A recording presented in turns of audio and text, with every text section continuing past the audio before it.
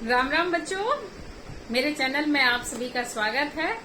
मैं रंजना गुप्ता ढेर सारे प्यार के साथ एक छोटी सी कहानी फिर से लेकर आई हूँ। चलो तो शुरू करती हूँ। एक गांव में एक पंडित जी और उनकी पत्नी पंडिताइन रहती थी। पंडित जी पूजा पाठ वगैरह सब कुछ करवाते थे, तो आए दिन उनको कभी गांव से बाहर भी जाना पड़ता, कभी दिन भर गांव में ही पूजा पाठ कराते हुए बीत जाता था। पंडिताइन दिन भर घर पर अकेली रहती थी, उनकी कोई संतान नहीं थी, बच्चे नहीं थे।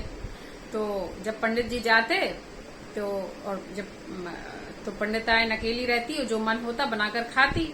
लेकिन जब पंडित जी आते तो पंडिताइन एक नाटक करती उनके सामने कि वो तुम कहाँ गए थे प्राणनाथ, तुम कहाँ गए थे, तुम्हारे बिना तो मेरा मन ही नहीं लगता है। जब तुम नहीं होते हो तो मैंने तो अभी तक ब्रश नहीं किया है, नाश्ता नहीं किया है। बताओ। तो पंडित जी कहते, अरे भगवान ऐसा ना किया कर, जब मैं ना रहूं तो मुझे तो काम ही है पूजा पाठ कराना, तुम अपना बना के खा लिया करो। पर वो कहती, नहीं प्राणनाथ, तुम्हारे बिना तो मुझे कुछ अच्छा ही नहीं लगता। पंडित जी कहते, अच्छा चलो अब मैं आ गया हूँ, चलो बनाओ खाओ। तो फिर अपना बनाती खाती, लेकिन ड्रामा बहुत करती। सुबह से जब पंडित जी को निकलना होता तो वो कुछ नहीं करती, सोती रहती कि इतने जल्दी तुम्हें जाना है, मेरी आंख नहीं खुल रही है, तो नाश्ता पानी नहीं बनाती थी। जब पंडित जी चले जाते तो आराम से बनाती। और पंडित जी तो अपना जैसे होना चाहिए वैसे नॉर्मल थे, पंडिताइन मोटी होती जा रही थी। एक दिन पंडित जी आए शाम को लौटकर 2 दिन के बाद कहीं से, और ये अपना उठी बिस्तर से। जब उन्होंने दरवाजा खटखटाया तो बस उनका वही नाटक पंडिताइन का, अरे प्राणनाथ कहाँ चले गए थे, देखो अभी तो हमने ब्रश ही नहीं किया है, 2 दिन से हम बिस्तर पर ही हैं, हमने कुछ खाया पिया नहीं है, तुम्हारे बिना हमें बिल्कुल भी अच्छा नहीं लगता। पंडित जी कहते, अरे मैं कमाकर नहीं लाऊंगा तो घर गृहस्थी कैसे चलेगी, चलो अच्छा बनाओ खाओ। फिर वो खाना वाना तो बना देती, लेकिन नाटक बहुत करती थी। अब पंडित जी सोचने लगे कि जब ये 2-2 दिन तक खाना नहीं खाती है तो ऐसी मोटी कैसे होती जा रही है। तो पंडित जी ने सोचा कि मैं पता करूं, ये सच में ऐसा करती है, मेरी याद सताती है या सिर्फ नाटक करती है। उन्होंने एक उपाय सोचा और एक दिन पंडिताइन से सुबह बोले कि पंडिताइन मैं जा रहा हूँ। सुबह से तो पंडिताइन उनके लिए नाश्ता बनाती नहीं थी, पंडित जी अपने जहाँ पूजा पाठ कराया वहाँ खा लिया करते थे। तो पंडिताइन मैं 2 दिन के लिए बाहर जा रहा हूँ और तुम अपना अच्छे से ख्याल रखना, और ये नहीं कि मैं चला जाऊं तो तुम ब्रश भी ना करो, मेरा तो ये काम ही है। पंडिताइन कहती है, अरे प्राणनाथ तुम चले जाते हो तो मुझे अच्छा तो नहीं लगता है, लेकिन अब तुम कह रहे हो तो मैं खा पी लूंगी, ठीक है। अब पंडित जी अपना चले गए और वो गए नहीं थे, वो तो छुप के पंडिताइन के सामने घर से निकल गए, थोड़ी दूर जाके वापस आ गए और अपने घर की छत पर, गांव में कहीं से सीढ़ी बीढ़ी लाके अपनी छत पर चढ़ गए और चुपचाप पंडिताइन का रूटीन देखने लगे कि ये कुछ खाती पीती नहीं है, मोटी कैसे होती जा रही है। तो पंडित जी अपने छत पर मतलब देख रहे थे, बीच में घर के आंगन था। गांव में अभी भी आंगन होता है, चारों तरफ से कमरे होते हैं, छत होती है, तो ज्यादातर गांव में आंगन में खाना बनता है। तो पंडिताइन आंगन में अपना सुबह से नहा धो के पूजा पाठ करके आंगन में बैठी और अपने आप से बातें करने लगी। हाय रे पंडिताइन का मन, तू बता जरा तेरा क्या खाने का मन है। पंडिताइन फिर अपने आप से बातें करती और खुद ही उत्तर देती, अरे पंडिताइन तेरे पेट को तो घी गकरियां खानी है, जरा अच्छे से बना तो बढ़िया नमक जीरा और घी डाल के। तो पंडिताइन कहती है, चलो अच्छा अभी बनाती हूँ। गकरियां का मतलब होता है मोटी रोटी। तो बढ़िया उसने आटा मारा, मोइन डाल के घी दूध डाल के बढ़िया आटा मारा और 2 मोटी मोटी गकरियां बनाई, 2 मोटी मोटी रोटी बनाई, आप रोटी समझ सकते हो। और बढ़िया अच्छे से घी डाल के खाई उसने। तो मतलब अब दोपहर हुई, कुछ देर बाद दोपहर हुई, सुबह का उसका नाश्ता हो गया पंडिताइन का। अब पंडित जी क्या देखते हैं, अब दोपहर में पंडिताइन उठी बिस्तर से, खा पी के सो गई थी। अब दोपहर हुई तो उसको फिर भूख लगी, तो पंडिताइन एक बाहर गन्ना बेचने वाला आवाज दे रहा था कि गन्ना ले लो, गन्ना ले लो। तो पंडिताइन उठी और फिर अपने आप से बातें करने लगी, अरे पंडिताइन चल, तेरा लगता है गन्ना खाने का मन है, चल गन्ना खरीद लेते हैं। और जाकर 2 गन्ना खरीद लाई और आराम से दोनों गन्ना चूस लिए। गन्ना चूस लिए तो पंडित जी देख रहे कि अरे ये तो दिन भर कुछ खाती नहीं है और ये तो जब से खा ही रही है।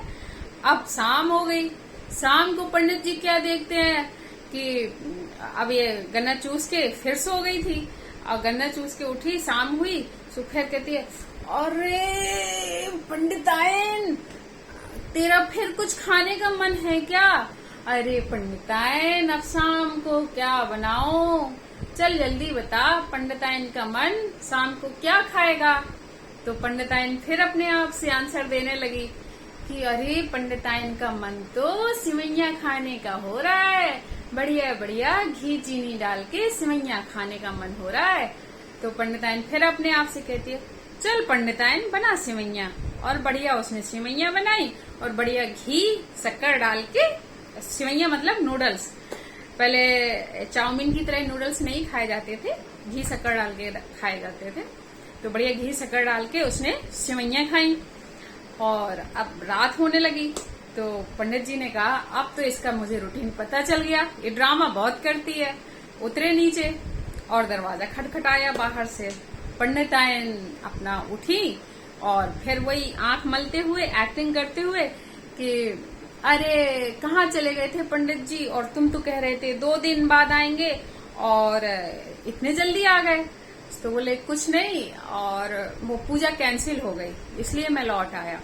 तो पंडिताइन कहती है कि अब अच्छा हुआ तुम आ गए, अभी तो हमने ब्रश भी नहीं किया और कुछ खाया पिया नहीं है। तो पंडित जी बोले कि नहीं, और चलो अब बना लेते हैं। फिर पंडिताइन पंडित जी के लिए कुछ ऐसी करने लगी कि बहुत थक गए, क्या बनाए, चलो खिचड़ी बना लेते हैं, क्योंकि पंडिताइन को तो कुछ खाना नहीं था, उसका पेट भरा था। तो पंडित जी कहते हैं, पंडिताइन पूछोगी नहीं कि हम क्यों लौट आए? तो पंडिताइन कहती है कि पूछो, पूजा पाठ क्यों कैंसिल हो गई? तो बोले पूजा पाठ कैंसिल नहीं हुई, असल में हुआ ये था कि हम जा रहे थे तो रास्ते में हमें 2 सांप मिले। पंडिताइन कहती है, अरे सांप मिले, कितने बड़े बड़े थे? तो बोले कि ऐसे मतलब बोल के हाथ से इशारा करके पंडित जी ने कहा कि इतने बड़े बड़े सांप थे, इतने मतलब लंबाई से हाथों से करके, बोले बहुत लंबे लंबे 1-2 मीटर के सांप थे। तो पंडिताइन कहती, अच्छा फिर क्या हुआ? फिर पता है कि वो कैसे, मतलब वो ऐसे ऐसे चल रहे थे। तो बोले फिर बोले हमें देख के वो ऐसे करके फुफकारने लगे, उनने अपना मुंह फुला लिया कस के। बोले कैसे मुंह फुलाया? तो बोली, अरे पंडिताइन जैसी तुम्हारी 2 गकरियां फूलनी थी ना, फूल के कुप्पा हो गई थी, वैसी वे हमें वो फूल के ऐसे मुंह से देख रहे थे। बोले फिर क्या किया तुमने? पंडिताइन बोली फिर क्या किया तुमने? बोले कुछ नहीं, हमने 2 बड़े बड़े डंडे उठाए। बोले अच्छा, डंडे कहाँ से मिल गए?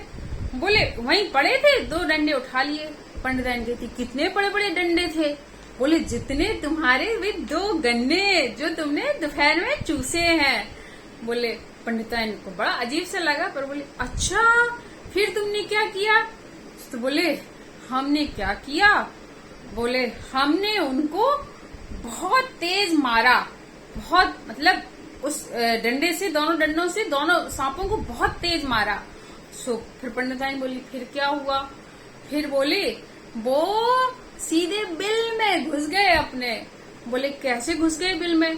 बोले जैसे भी तुम्हारी सिवैया थी ना, जो तुम्हें मुंह के अंदर गई आराम से सरक के, जो खिसक के मतलब अंदर सिवैया गई ना, वैसे ही वे सांप बिल में घुस गए। और पंडित जी जो हाथ में 2 डंडे लिए थे वो लेकर आए थे गुस्से में। पंडिताइन को 2 डंडे लगाए और पंडिताइन से कहती है कि प्राणनाथ माफ करो, अब मैं झूठ नहीं बोलूंगी। बोले जब मैं शाम को आता हूँ तो तुम्हें खिचड़ी बनाती हो और कहती हूँ मैंने कुछ बनाया नहीं, मैं थक गई हूँ, और ये रोज रोज का नाटक। वो प्राणनाथ मुझे माफ कर दो, आइंदा से मैं ऐसा कभी नहीं करूंगी। उस दिन के बाद से पंडिताइन सुधर गई और पंडित जी भी खुश होने लगे, उन्हें रात का खाना अच्छे से मिलने लगा। सुबह तो अपने जहाँ पूजा करवाते थे तो खाते ही थे। कहानी खत्म हुई। और बच्चों, कभी झूठ नहीं बोलना चाहिए, झूठ से हमें सजा भी मिल सकती है। कहानी कैसी लगी? तो अच्छी लगी हो तो लाइक, शेयर एंड सब्सक्राइब जरूर करिएगा। Bye bye.